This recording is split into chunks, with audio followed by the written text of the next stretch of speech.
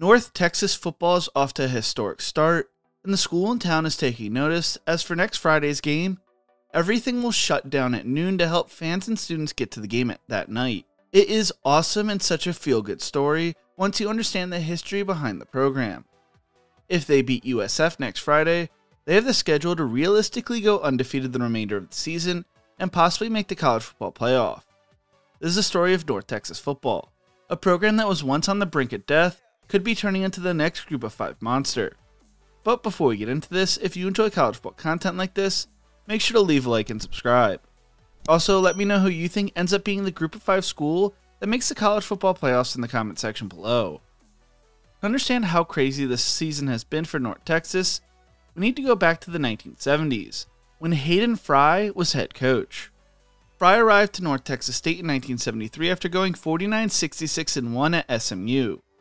He was from Odessa, Texas, and attended college at Baylor, to become a Marine in 1952, playing for the Quantico Marines football team in 1953. Although he was fired from SMU in 1972, he led the Mustangs to their only 3 winning seasons since the late 1940s. Fry stated that he believed his firing was related to several boosters' desires to start a slush fund to pay players and recruits. Fry did not support that idea. When Fry took over as head coach at North Texas, the program was on the verge of being dropped by the university. The program had completely fallen off after Otis Mitchell, who led North Texas to 10 conference titles and to a 122-85-9 record, had decided to retire. Led by Mean Joe Green in 1966, the defense only allowed an average of less than 2 yards per carry in Mitchell's final season as head coach, earning the team the nickname the Mean Green, which stuck and is now the official mascot of the university to this day. Between Mitchell's retirement and Fry's arrival, the Eagles saw a major drop in fan support and university support, and is why the school is considering dropping the program. While Fry would only go 5-5-1 in his first season, North Texas would still win the Missouri Valley Conference in 1973. The following season they would go 2-7-2, and Fry decided to try to revive support. He began putting together a plan with the university officials to join the Southwest Conference, which was one of the top conferences in the nation at the time and featured all the prominent Texas colleges, along with Arkansas. Fellow Metroplex schools TCU and SMU were also members in the conference. The hope was to get fans and alumni to care more going forward. Heading into the 1975 season, the school would leave the Missouri Valley Conference and became a Division I independent. Fry then began scheduling 2 home games a year at Texas Stadium, the home of the Dallas Cowboys and SMU at the time. Fry also gave the school a complete visual makeover, adding lime green to the color scheme and introducing the infamous flying worm logo that became a staple of the university. North Texas would slowly improve and would play Southwest, SEC, and Big 8 conference teams closer and closer as Fry's tenure went on. In 1977, North Texas would go 10-1, with their only loss coming to number 20 Florida State. The Mean Green would be ranked in the AP poll for the second time in school history, yet would not get a bowl game invite. It was extremely controversial as the week after the Mean Green destroyed Louisiana Tech 41-14, the Independence Bowl invited Louisiana Tech to the game over North Texas, due to the Bulldogs being the Southland Conference champions. In 1978, North Texas would go 9-2, with their lone losses coming to Mississippi State and number 12 Texas, but were once again passed over for a bowl game invite. During the season, reports of sponsors in the state legislation to move the Mean Green to the Southwest Conference never materialized. Fry began to become annoyed with everything as the school was still struggling with attendance. Although they went 19-3 over 2 seasons, he felt the Mean Green were being held out of a bowl game deliberately by the NCAA and SMU to keep a lesser-known school like North Texas out of the postseason. The Mustangs were reportedly adamant to the NCAA that North Texas could not play any potential Southwest Conference games at Texas Stadium, which Fry had intended to do. In December of 1978, North Texas would receive a death blow as the Southwest Conference announced they would not be extending an invite to North Texas to join the conference, and 3 days later, Fry left to become the head coach at Iowa, where he went on to become a legendary head coach. There are so many questions that can be asked if things changed, and had the Mean Green ever earned a bowl game invite or a Southwest Conference invite. So many programs would be affected in the long run. Fry never hires Barry Alvarez, Bob Stoops, and Kurt Ferentz. Dave McCartney probably never gets retained at Iowa either. Barry saved Wisconsin football. Kirk is now the winningest head coach in Big Ten history at Iowa. McCartney basically saved Iowa State football, while Stoops went on to win a national title at Oklahoma. Who's to say whether Bill Snyder, Fry's offensive coordinator at both North Texas and Iowa, ever becomes the savior of Kansas State football? The politicking by SMU to keep North Texas out of the conference led to an insane domino effect that, if that changes, Fry maybe continues to build up North Texas and never leaves after going 40-23-3. Maybe Snyder becomes a head coach at a Texas school instead.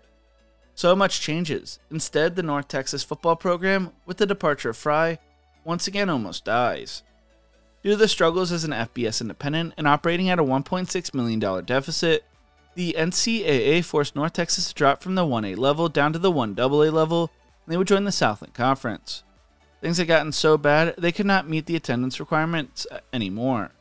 After a rough few seasons, North Texas would have their first winning season since 1980 and 1983, when they won the Southland Conference title, made it to the FCS playoffs led by coach Corky Nelson. Under Nelson, they would make the FCS playoffs 2 more times, but he would finish with a record of 48-52-1.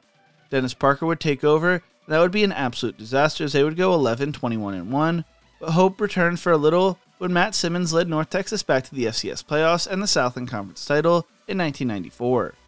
In 1995, the school improved their attendance enough to return to the FBS level after a coordinated campaign by donors saw them purchase large blocks of seats. They would spend the 1995 season as an independent and join the Big West Conference in 1996. Daryl Dickey would take over as head coach in 1998, and the Mean Green would join the Sun Belt Conference in 2001. Despite finishing the 2001 season 5-7, North Texas would go 5-1 in conference play and won the Sun Belt Conference title. They would earn their first bowl game invite since 1959, playing the New Orleans Bowl.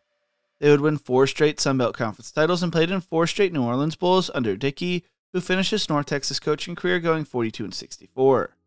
After a 2-9 season in 2005 and a 3-9 season in 2006, Dickey would be fired.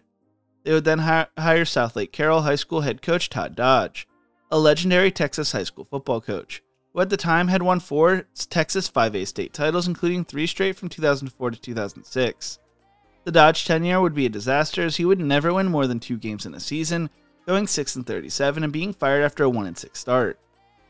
That was not entirely his fault though, as North Texas had one of the smallest coaching staff budgets. They could not convert their 4 straight Sun Belt titles into any success because their facilities were atrocious. Before Dodge was hired, North Texas lost a referendum on funding a stadium expansion, tried to use the UNT student body to ram it through behind the backs of the student body, and embarrassingly got caught. Dodge was hired to help get the stadium through and was the biggest name the school could hire with their budget. He was promised better facilities, and they weren't being built until he was fired. He adopted a roster that did not fit his offensive system and was basically set up to fail. While the results were not on the field, Dodge helped build up the talent on the roster before his departure. During Dodge's last season as head coach at North Texas, he lost 12 starters to injury, 17 players out with injury in total, and the death of a freshman wide receiver, Josh Rake, whom his son had known since youth football. After Dickey crushed the program due to their APR rating dropping so low, they lost scholarships. Dodge raised back up their academics and got those scholarships back. I read so many articles and blogs talking about how North Texas should have let Dodge finish out the season, and even finish out his contract after the disaster he took over and rebuilt. Remember, this was before the transfer portal. Dan McCarney, the one I mentioned earlier that was connected to Fry, would take over as head coach. McCarney would have a new stadium and built the program up as in 2013, they would have their first winning season since 2004, going 9-4, winning the Heart of Dallas Bowl, their first bowl win since 2002, and their third in school history. North Texas also moved from the Sun Belt to the Conference USA. North Texas would go back to struggling after 2013, and after an 0-5 start in 2015, McCarney would be fired with a 22-32 record. Then came North Carolina offense coordinator Seth Luttrell. While a 5-7 regular season was not a great start, it was a major rebound from the 1-11 season in 2015. North Texas would get an invite to play in the Heart of Dallas Bowl, a game they would lose to finish 5-8. They would take a major jump in 2017, finishing the regular season 9-3, and played in the Conference USA title game, a game they would lose to a Lane Kiffin-led FAU 41-17. They would also lose the New Orleans Bowl. They would once again go 9-3 during the regular season, but would lose the New Mexico Bowl before a 4-8 season in 2019, a 4-6 season in 2020. In 2021, North Texas would go 6-7, and would play in the Conference USA title game against UTSA, a game they would lose 48-27. Luttrell would be fired before the Frisco Bowl, finishing with a 44-44 record as head coach. As 24/7 Sports' Reed Smith wrote back in 2023, his final record at the helm of UNT reflects that. 44-44, not terrible, not great, not good, just even. He coached Mason Fine, an under-recruited 2-star recruit, given the most prolific passer in school history. Him and offensive coordinator Graham Harrell lit up the Conference USA in 2017. 2018 saw them upset Arkansas. Fine finished his career at North Texas throwing for 12,505 yards and 93 touchdowns. In his last press conference before being fired, Luttrell would say, "I should have been better." After the conference title game loss, the Mean Green would lose to Boise State in the Frisco Bowl 35-32 to finish Luttrell's final season 7-7 and with an 0-6 record in bowl games. It's a complicated legacy that was just average. The man chosen to replace Luttrell would be Eric Morris. Morris is from Littlefield, Texas, and played wide receiver at Texas Tech and in the CFL. He would begin his coaching career as a grad assistant at Houston before being named Washington State's wide receivers coach in 2012. In 2013, he returned to Tech as their offensive coordinator and coach Patrick Mahomes was named the head coach at Incarnate Word in 2018, where he recruited and coached Cam Ward. While with the Cardinals, he went 24-18, winning the Southland Conference title twice and making the FCS playoffs twice. He then would be named offensive coordinator at Washington State in 2022, with Ward following him to the Cougars. He was viewed as a quarterback guru due to his success with Mahomes and Ward. He played for Mike Leach, and Leach gave him his first ever college job offer. As head coach of Incarnate Word, he carried pads and picked up trash. He told CBS Sports, "If you've never been to Incarnate Word's campus, you're missing out. My 2A high school stadium was a lot better than Incarnate Word's." Morris led UIW to its first Division I playoff appearance in 2018 and to a 10-3 and the number 12 national finish in the AP Stats FCS poll a few years later. Morris found Mahomes, Ward, John Mateer, and Emmett Brown. When Morris found Mateer, he was committed to Central Arkansas and was not standing out on a struggling DFW high school team. The styles ultimately differed between all his quarterbacks, but similar traits remain. Accuracy is a priority, processing ability comes as a premium. Morris told CBS Sports, "I really think when we've benefited that quarterback recruiting happens so fast. I think we've always been patient. All these guys get ranked early based on how they threw at a camp or Elite 11. We strip it down a little bit more. I don't offer anyone that I haven't seen them throw in person. I've always been a big believer in that. There's not a perfect science to it though." They would struggle in year 1, going 5-7, missing their first bowl game since 2016. He responded by adding 77 new players to the roster. He brought in Chandler Morris from TCU, and the Mean Green finished with the 5th-ranked recruiting class in the conference. Last year, they would start off the season 5-2, their best start since 2018. They would finish the season 6-7, losing the First Responders Bowl 30-28, the 7th straight bowl game loss for the Mean Green. Chandler Morris finished the year throwing for 3,774 yards, 31 touchdowns and 12 interceptions, would transfer to Virginia during the offseason. The offense averaged 33.5 points per game, which was 23rd most in the nation, but the defense allowed 34.2 points per game, which was 119th in the nation. Heading into this season, North Texas was projected to finish 7th in the American Conference, according to Phil Steele. Former walk-on Drew Mestamaker took over as quarterback and has an insane story that I'll cover next week. They also added former Albany and Miami backup Reese Poffenbarger through the transfer portal. This team was not expected to make headlines this year, but it has been firework after firework so far. They would blow out Lamar 51-0 to start the season before surviving on the road in Kalamazoo to beat Western Michigan 33-30. They then hosted Washington State, where they put the college football playoff world on notice, destroying the Cougars 59-10. They would storm out to a big lead over Army on the road, but the Black Knights would storm back, forcing overtime.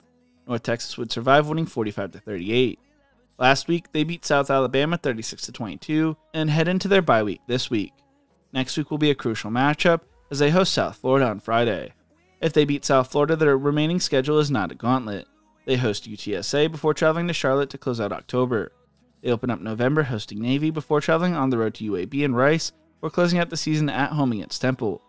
North Texas is 5-0 for the first time since 1959, not 1977 because the Mississippi State game would later be a forfeit win. It is a historic start that not many fans were expecting. Their offense is averaging 44.8 points per game, which is 10th in the nation behind Mestamaker's 1,247 passing yards and 11 passing touchdowns. The defense has also improved, as they are only allowing 20 points per game this year. Next week should be an offensive showdown when USF comes to town and is a much-watched game if you're a college football fan. If North Texas wins, they could be in the driver's seat to be the Group of 5 college football playoff bid. Not bad for a program that almost has been cut twice. What do you think? Is North Texas the real deal? Let me know in the comment section below. If you enjoyed this video, make sure to check out my other videos, YouTube things you will love right here. Thank you so much for watching, and as always, remember to embrace the grind.